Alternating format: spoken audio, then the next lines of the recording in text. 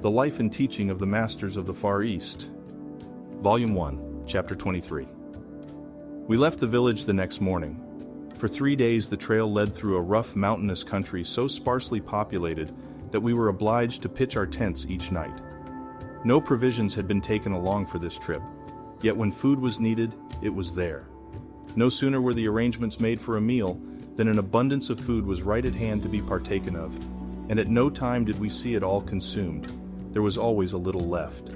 The evening of the third day, we reached the head of a wide valley, through which valley we were to travel to reach the village of our destination.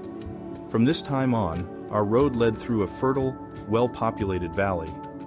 We had selected this village as our winter quarters, for the reason that it was located in the very heart of the country we were visiting, and we felt that it would give us the opportunity we desired to come in daily contact with the people for a longer period of time. A great many of the people we had met in the different places we had already visited lived in this village, and they had all extended cordial invitations to visit them. We felt that by staying in this village for the winter, we would have ample opportunity to observe their daily life more closely.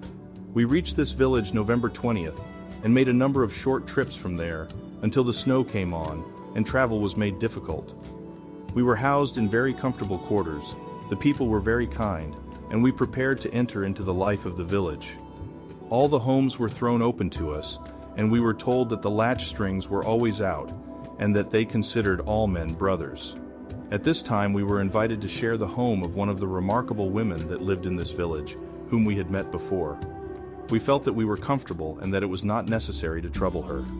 She insisted that it would be no trouble, so we moved in, bag and baggage, and made her home our home during the remainder of our stay. I shall never forget the first time we met her. It was in a small town near the border.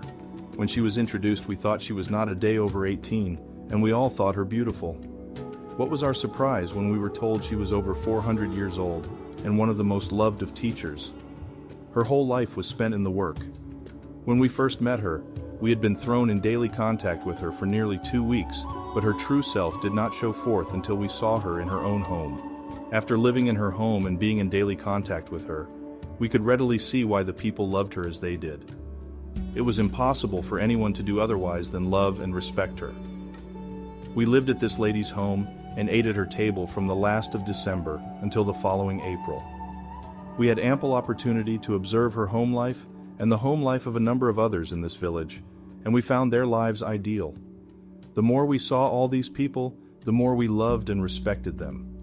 We had ample opportunity to corroborate all that they told us regarding their ages, by records that could not be contradicted, any more than our records can be contradicted.